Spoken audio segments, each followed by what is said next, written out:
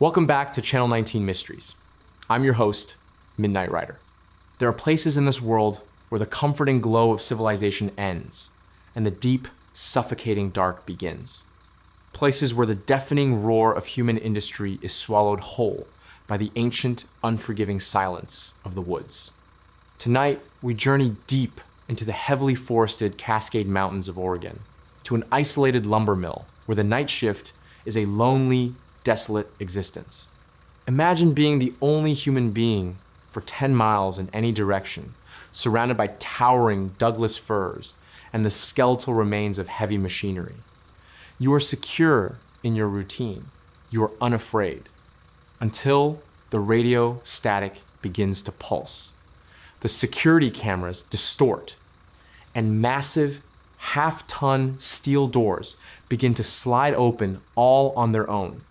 Tonight, we delve into the terrifying true account of Shawn Turner, a man who stepped out into the freezing rain of 1998 and came face to face with an impossible, towering entity that defied every law of physics and nature.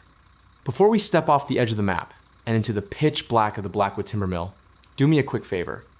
If you enjoy traversing the unknown with me, make sure to hit that like button, subscribe to the channel, and leave a comment below sharing your own unexplained encounters in the wilderness. It helps us keep the lights on, especially when the shadows start creeping in. Now, let's get into tonight's story.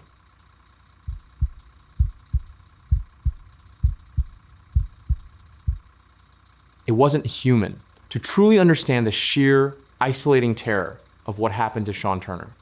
You first have to understand the environment of a deep woods lumber mill in the dead of night. During the day, the Blackwood Timber Mill, nestled deep in the heavily forested Cascade Mountains of Oregon, was a place of deafening, chaotic life. It was a massive industrial complex, sprawling across 40 acres of cleared dirt and gravel, surrounded by towering, ancient Douglas firs that seemed to press in like a solid wall of green. During daylight hours, the air was thick with the smell of diesel exhaust, fresh-cut pine, and the sweat of 50 rugged men running heavy machinery. The ground practically shook from dawn until dusk. Massive logging trucks would roar in, dropping off thousands of pounds of raw timber. The main processing warehouse, a colossal, corrugated steel structure the size of an airplane hangar, housed the head rigs, the debarkers, and the gigantic circular saws that sliced through massive tree trunks as if they were butter.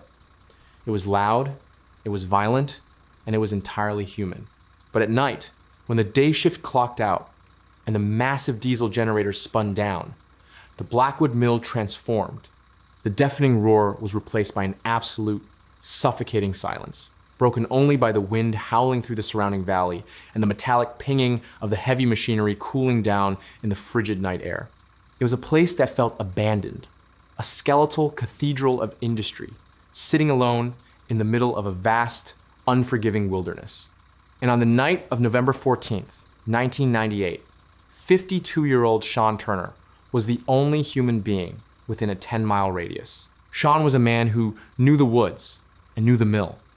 He had worked as a logger for over 20 years until a falling branch shattered his knee in the early 90s, forcing him out of the heavy labor game. But Shawn was a fiercely independent man. He had a daughter in college in Eugene, Oregon, and a mortgage on a small cabin down in the valley. He needed the work, and the management at Blackwood Timber respected him enough to offer him the night watchman position. It was a solitary job, but Shawn liked the quiet. His duties were straightforward. Sit in the small, heated security shack near the main gate. Monitor the 3 grainy closed-circuit television cameras that looked over the lumber yard, and take a walking patrol of the property every 2 hours to ensure no teenagers were trespassing and no equipment was leaking hazardous fluids. For 3 years, Shawn's biggest problems had been chasing away the occasional curious black bear or dealing with raccoons getting into the break room trash. He was comfortable. He was unafraid. He was entirely unprepared for what was going to step out of the dark. The shift began like any other. At 6 o'clock in the evening on November 14th, 1998, the mill's foreman, a burly man named Dale Higgins, walked into the security shack, wiping grease off his hands with a rag. Dale and Shawn chatted for a few minutes about the incoming storm. The weather forecast had predicted a massive low-pressure system moving in from the Pacific, promising heavy rain and a significant drop in temperature. Dale handed Shawn the master ring of keys, zipped up his heavy canvas jacket, and told Shawn to keep the coffee hot. By 6:30, the last of the crew's pickup trucks had rumbled out of the gravel driveway, their taillights disappearing into the thick, encroaching fog. Shawn locked the main gate, retreated into his small, brightly lit shack, and settled into his worn leather chair. He poured himself a cup of black coffee from his thermos, turned on a small portable radio to a local AM country station, and began his shift. The first few hours were entirely unremarkable. At 8 o'clock, Shawn did his first round. The beam of his heavy, 6-cell mag light cut through the thickening fog as he walked the perimeter. The air was biting cold, carrying the sharp, metallic scent of impending rain. He checked the padlock on the chemical storage shed. He walked the length of the drying kilns, running his gloved hand along the brickwork to ensure the internal fires had been properly banked. He stood for a moment at the edge of the property, staring out into the impenetrable darkness of the tree line. The forest was dead quiet. There were no crickets, no owls, no rustling of wind through the branches. Looking back on it later, Shawn would note that the silence was the first thing that felt fundamentally wrong. It wasn't just a quiet night. It felt as though the forest was holding its breath. But at the time, he just shivered, pulled his collar up, and walked back to the shack. By 11 o'clock, the rain had started. It wasn't a gentle drizzle. It was a torrential downpour that hammered against the tin roof of the security shack with a deafening staccato rhythm. Shawn sat at his desk, doing crossword puzzles, and occasionally glancing up at the 3 CRT monitors. Camera 1 showed the main gate. Camera 2 showed the long rows of stacked, processed lumber in the yard. Camera 3 pointed directly at the massive sliding doors of the main processing warehouse. The black and white images were heavily distorted by the sheets of rain falling through the floodlights, but the property was clearly deserted. Then, at precisely 1:12 in the morning on November 15th, 1998, the environment inside the shack changed in an instant. It started with the radio. The low volume of the AM country music abruptly cut out, replaced by a harsh, ear-piercing burst of static. Shawn winced and reached over to turn the dial, trying to find the signal.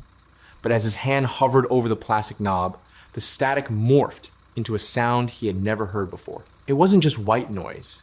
It was a deep, rhythmic, pulsating hum. It sounded almost mechanical, but with an organic, guttural resonance to it, like the purr of a massive, impossibly large engine idling right outside the walls of the shack. Shawn stood up, his heart rate ticking up a notch. He looked at the door, expecting to see a late-night delivery truck or someone pulling up to the gate. But when he looked out the window, there was nothing. Just the rain and the dark. He turned his attention to the security monitors. The screens on all 3 televisions were acting erratically. Thin, horizontal lines of white interference were violently rolling down the glass. The image on camera 1 and camera 2 flickered violently before rolling over into complete snow-like static. Shawn frowned, tapping the side of the monitors with his knuckles, assuming the heavy storm had knocked out a cable or caused a power surge. But then he looked at camera 3. Camera 3, pointing at the main processing warehouse, was still holding a picture.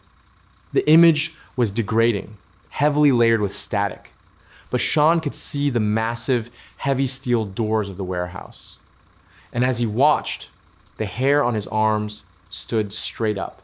The heavy steel doors, which weighed nearly half a ton each and were secured by a thick industrial chain and a heavy-duty master lock, were slowly sliding open. Shawn froze, his breath catching in his throat. He stared at the small, glowing screen. It was impossible. Even if someone had cut the lock, it took 2 grown men pulling with all their body weight to slide those doors along their rusty tracks. Yet, on the grainy screen, the massive doors were gliding apart smoothly, seemingly on their own, disappearing into the dark maw of the unlit warehouse interior. Shawn's mind immediately jumped to the most logical conclusion: thieves. Heavy equipment theft was a real problem in the timber industry. A crew of desperate men with bolt cutters and a flatbed truck could make off with tens of thousands of dollars worth of copper wiring and specialized saw blades. Instinct and training took over. Shawn grabbed his heavy Maglite flashlight, unclipped the heavy brass-tipped walking stick he carried for defense, and keyed his walkie-talkie. He tried to raise the local sheriff's dispatch, just to put them on notice. But when he pressed the transmission button, the speaker only spat back the same deep, pulsating, rhythmic hum that was coming from the AM radio. The communication lines were completely dead. Shawn swallowed hard, shoved the useless radio into his coat pocket, and pushed the door of the security shack open. The moment he stepped outside, he was hit by a wave of cold that defied explanation. It was mid-November, and it was certainly chilly.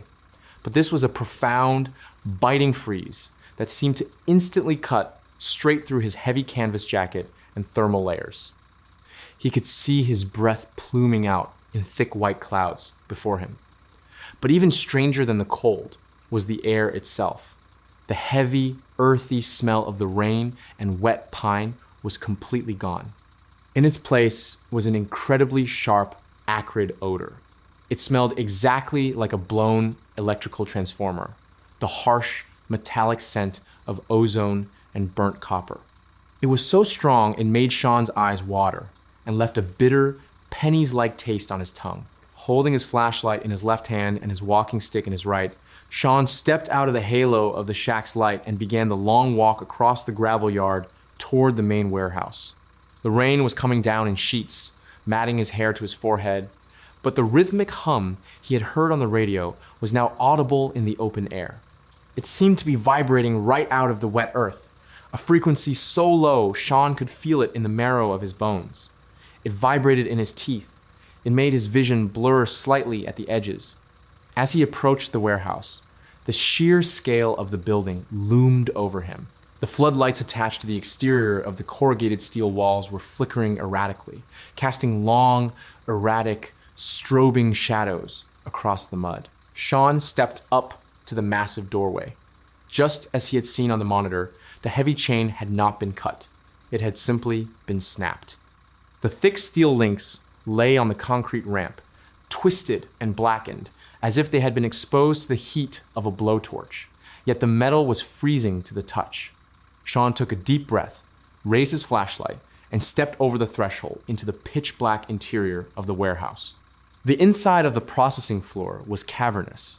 It was a maze of elevated metal walkways, massive conveyor belts, and colossal pieces of machinery painted in dull, industrial yellow. Without the overhead high bay lights, the space was a labyrinth of deep shadows and jagged metal silhouettes. The beam of Shawn's flashlight cut through the dusty air, sweeping across the silent, dormant machines. The smell of ozone in here was overpowering, almost suffocating. He walked slowly, his boots making soft, wet squeaks against the concrete floor. "Hey!" he yelled out, his voice echoing off the high tin ceiling. "Security! I've already called the county sheriff. You boys better come out right now!" Nothing answered him, just the echo of his own voice, and that deep, bone-rattling hum that seemed to be growing louder, localized somewhere deeper inside the warehouse. Shawn moved past the debarking station, a massive cylindrical machine used to strip the bark off full-size tree trunks. He rounded the corner toward the center of the room where the primary head rig was located. The head rig was the heart of the sawmill. It was a terrifying piece of machinery even when it was turned off, a massive, vertical bandsaw with teeth the size of a man's hand, designed to slice a 50-foot log into planks in seconds. It was powered by a dedicated diesel generator that sat outside the building, and the controls were locked out every night. As Shawn's flashlight beam swept toward the head rig, the beam suddenly caught something that made his heart completely stop in his chest. Standing on the elevated metal platform, directly next to the massive, dormant bandsaw, was a figure. Shawn instantly dropped into a defensive stance, raising his stick. "I said stay right there!" he shouted, his voice cracking with adrenaline. He steadied the flashlight beam directly on the intruder. But as the bright white light illuminated the figure, Shawn's mind completely shattered. What he was looking at was not a thief. It wasn't a teenager. It wasn't a bear. It wasn't anything that belonged on this earth. The entity standing on the platform was unimaginably tall. Shawn, a man who had spent his life around massive lumberjacks, stood at 6'2". This thing towered over him, standing easily 8, perhaps 9 feet tall.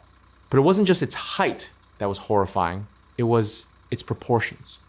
The creature was impossibly gaunt, its body tapering down to a narrow waist and impossibly long, multi-jointed legs. Its arms hung down far past where human knees would be, ending in long, delicate, spindly digits that seemed to twitch and writhe independently of each other. The skin of the creature was the most traumatic detail Shawn would later recall. It wasn't solid. Under the harsh beam of the flashlight, the entity's flesh appeared to be an ashen, sickly gray, but it was translucent. Shawn could see the light from his flashlight actually penetrating the outer layer of the creature's skin, refracting inside it, as if the entity were made of deeply clouded, gelatinous glass. Beneath the surface of that gray, translucent skin, Shawn could see thick, dark, fluid-filled veins pulsing rapidly, glowing with a faint, sickly, bioluminescent purple hue. The creature had no clothing, no visible armor, no tools.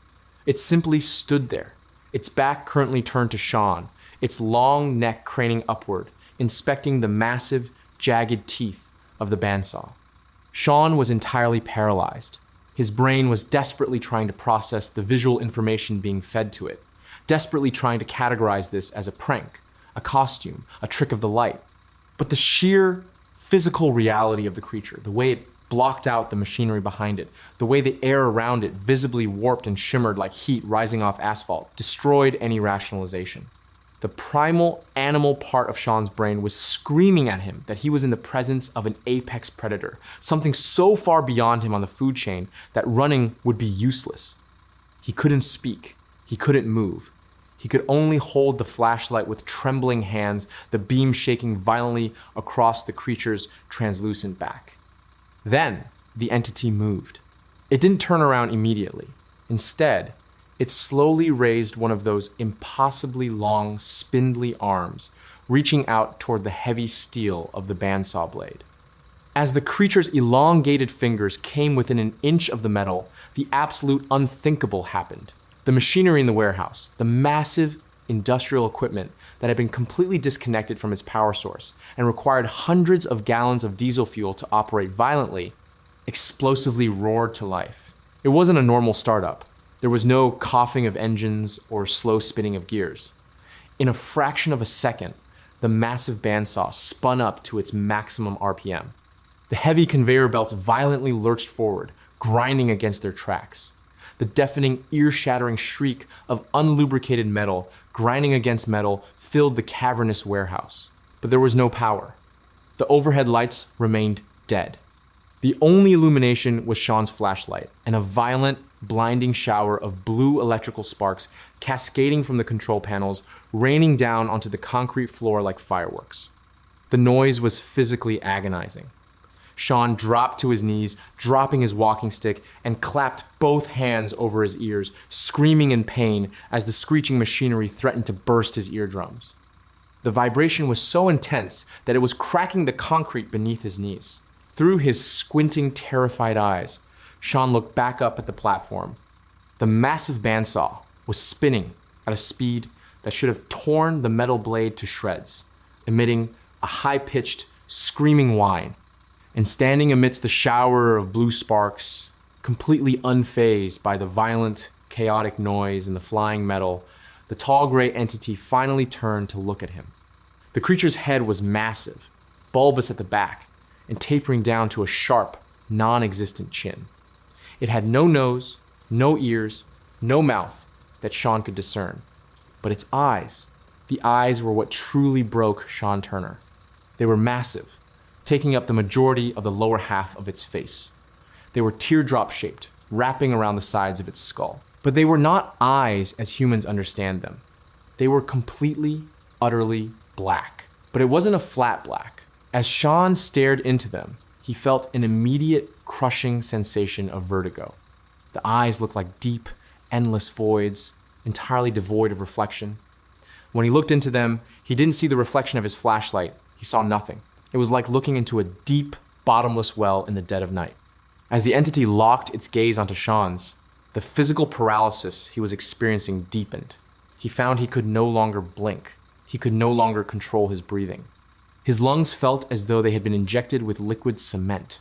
A sharp, burning pain erupted behind his eyes, right at the center of his forehead. It felt as though a hot needle was being slowly driven into his brain. He could hear a sound, not in his ears, but inside his own skull, a chaotic, overlapping chorus of high-pitched clicks, screeches, and a deep, rushing sound, like a waterfall.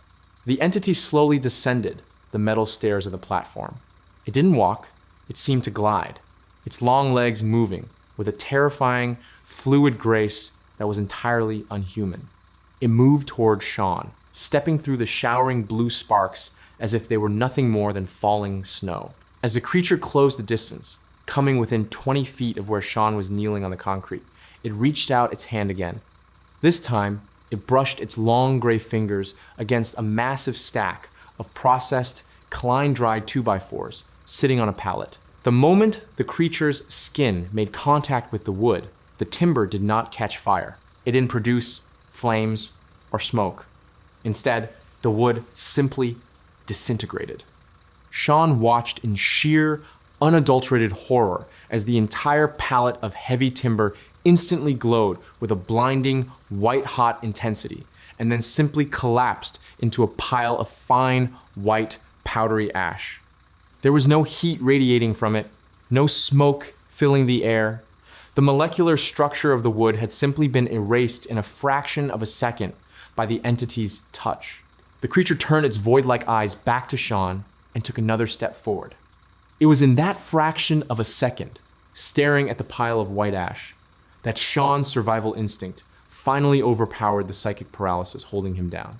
The realization that this thing could simply touch him and erase him from existence caused a massive, violent spike of adrenaline to flood his system. With a guttural scream that tore his vocal cords, Shawn threw himself violently backward, breaking eye contact. The moment he broke the line of sight with those black eyes, the pressure in his head vanished, and control of his limbs snapped back. He scrambled backward like a crab, his boots slipping on the wet concrete. He didn't bother grabbing his flashlight or his stick.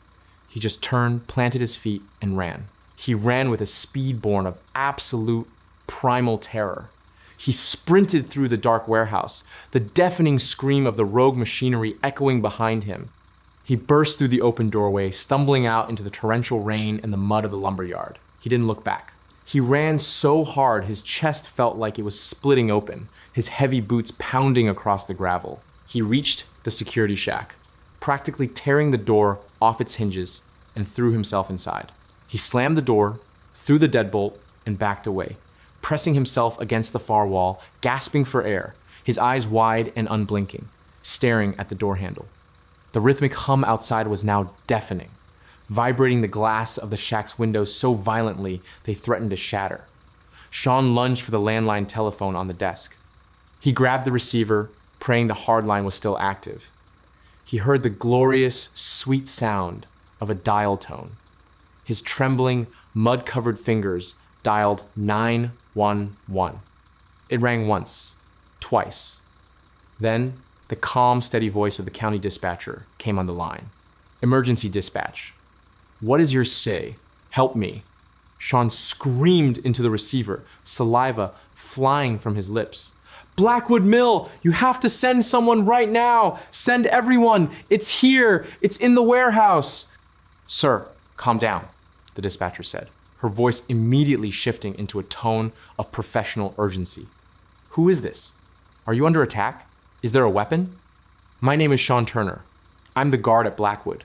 There's something in the mill. The machines are turning on by themselves. It's burning things. Please, God, just send the sheriff. Units are en route to your location, Mr. Turner. Lock your doors and stay on the line with me. Can you describe the intruder? Shawn slumped to the floor, pulling the phone cord down with him, pressing his back against the filing cabinet. He looked out the window toward the distant, dark silhouette of the warehouse. I can't, he sobbed, the adrenaline crash hitting him like a physical blow. It's not human. It's too tall. It's too gray. Please, just hurry. For the next 20 agonizing minutes, Shawn sat on the floor, clutching the phone, listening to the impossible. Screaming whine of the massive saws echoing across the yard. The hum vibrated through the floorboards, rattling his teeth. He expected the door of the shack to simply disintegrate into white ash at any second. He expected those massive, multi-jointed gray hands to reach through the glass. But then, abruptly, the world went silent. The screaming of the machinery in the distance just stopped, instantly, as if a master switch had been thrown. The deep, vibrating hum faded out within seconds. The heavy interference on the CRT monitors vanished, replaced by the normal, grainy black and white feed of the empty yard.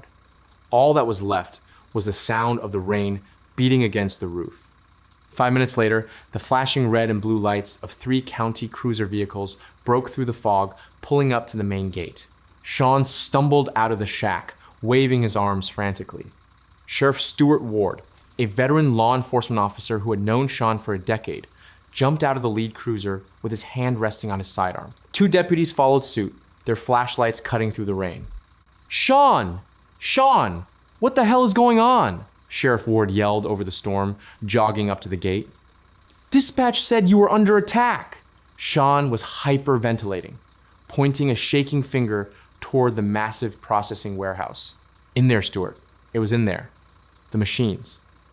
They turned on. It touched the wood. It looked at me." Shawn was entirely incoherent, his face pale as a sheet, his eyes dilated and wild.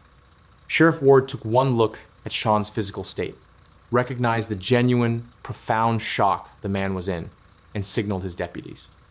They unholstered their weapons, unhooked the main gate, and proceeded in a tactical formation across the yard toward the open warehouse doors. Shawn stayed behind, refusing to take another step toward that building, flanked by a paramedic who had just arrived in an ambulance. When Sheriff Ward and his deputies entered the warehouse, their tactical flashlights sweeping the interior, they found absolute silence. The massive machinery was dormant. There was no towering gray entity. There were no intruders. But as they moved deeper into the warehouse, the sheer impossibility of what they found would haunt Sheriff Ward for the rest of his life. The first thing they noticed was the smell. It was overpowering, a thick, suffocating stench of ozone, so strong it gave the deputies immediate, blinding headaches. The second thing they found was the severed chain at the front door. Sheriff Ward examined it closely. The heavy steel links hadn't been cut with bolt cutters or a torch. They had been physically stretched and pulled apart, the metal warped and twisted in a way that defied the tensile strength of industrial steel. When they reached the center of the processing floor, the deputies stopped dead in their tracks. The massive head rig, the primary bandsaw that required a diesel generator to operate, was completely still. But the heavy steel casing around the motor was radiating intense heat, so hot it hissed when rainwater from their coats dripped onto it. The massive saw blade, made of hardened steel, had been completely warped and bent. The metal rippled like a ribbon that had been held over a candle. And then they found the wood.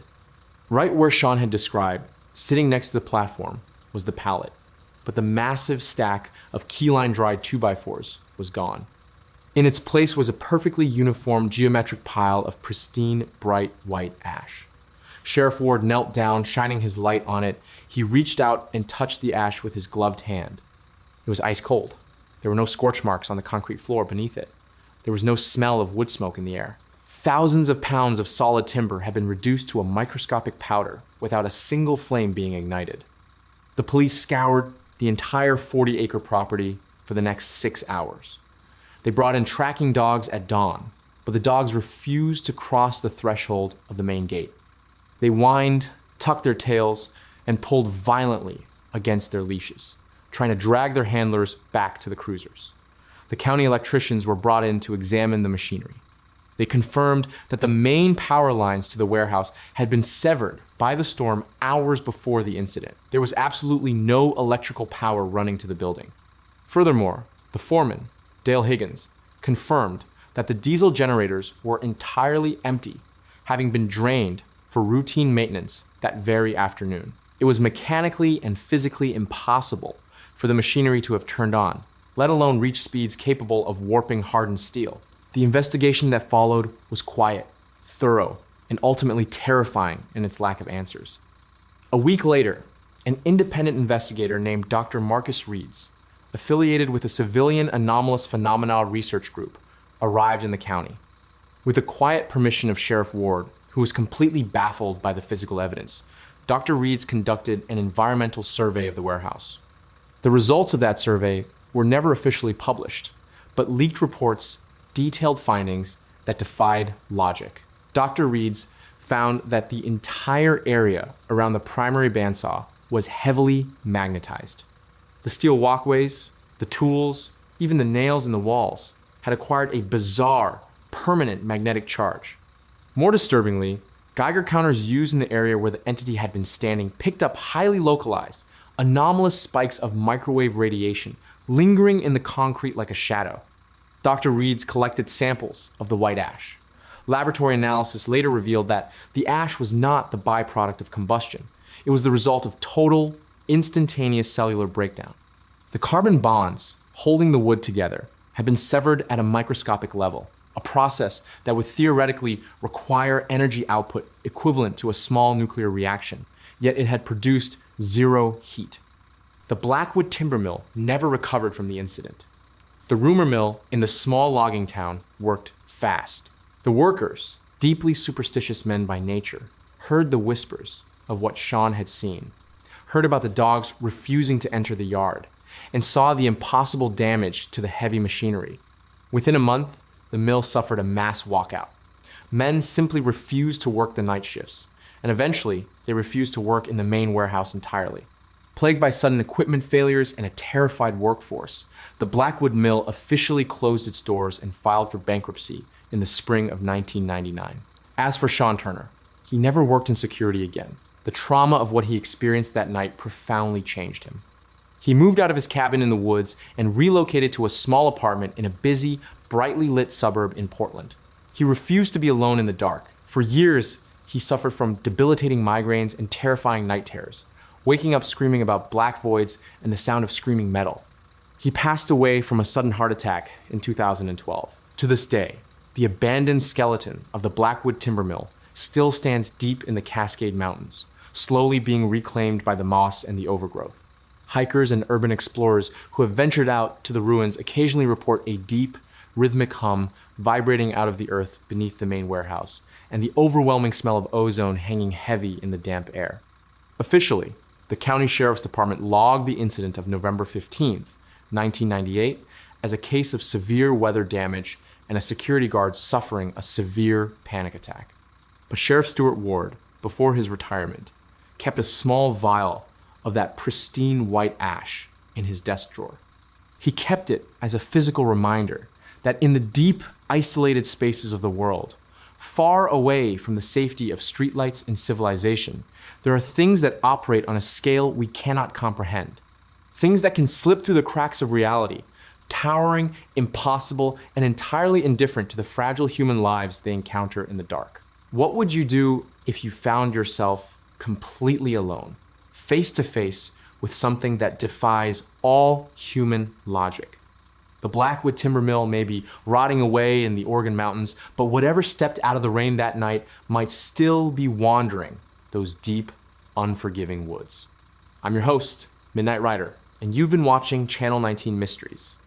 If Shawn's terrifying encounter sent a chill down your spine, please hit that like button and subscribe to the channel so you never miss a transmission. And I want to hear from you. What do you think that towering, translucent entity was? Drop your theories down in the comments below. The world is full of dark corners and unexplained phenomena.